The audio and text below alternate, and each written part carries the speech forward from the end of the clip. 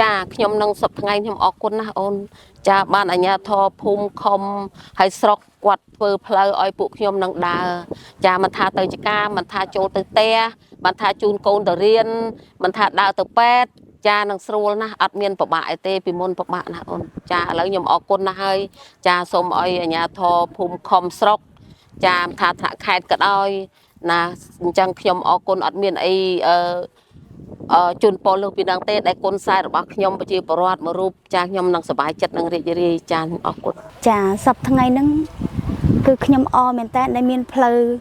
ដើរជាផ្លូវបេតុងអញ្ចឹងណាបងចាបងអាចជួយរៀបរាប់ស្ថានភាពមុនមានផ្លូវបេតុងនេះផងទេថាផ្លូវចូលភូមិបងផ្ទះបងនេះមានស្ថានភាពដូចនេះពិបាកមែនតើបងអើយកាលមុនណោះផ្លូវដូចជាដានគោដានកបីអញ្ចឹងណាបងល្អិលអញ្ចឹងពេលឈឺស្កាត់យប់ប្រឡប់ទៅវាពិបាកខ្លាំងបងខ្ញុំសូមអរគុណលោកច្បាយស្រុកនិងលោកអ៊ំមេខុំមេភូមិអញ្ចឹងដែលបានធ្វើឲ្យផ្លូវល្អជាងមុនខ្ញុំសូមជូនពរឲ្យពួកគាត់មានសុវត្ថិភាពគ្រប់គ្នាបងថ្ងៃធ្វើការគេដឹកទឹកសុទ្ធពីមុនពិបាកបងល្អិលក៏ល្អិល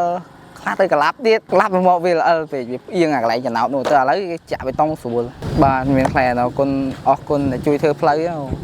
ស្រួលអត់ឲ្យពិបាក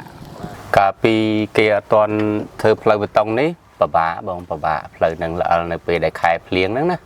ពិបាកខ្លាំងតាំងពីមានផ្លូវបេតុងមកយើងស្រួលបានច្រើន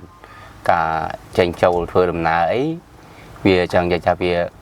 ស្រួលជាងមុនអញ្ចឹងណាខ្ញុំចង់បានពេលដែលមានផ្លូវបេតុងអញ្ចឹងគឺចង់បានបងអត់ចង់បានទេផ្លូវពិបាកអញ្ចឹងបាទអូពីមុន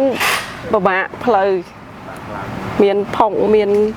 កលិចកលុកច្រើនឥឡូវស្រួលឥឡូវមានបងប្អូនគាត់នៅក្រុមហ៊ុននៅខាងផ្លូវខាងនោះមកគាត់ជិះស្រួលឥឡូវគាត់យ៉ាងខិនដួកដាច់ជាងមុន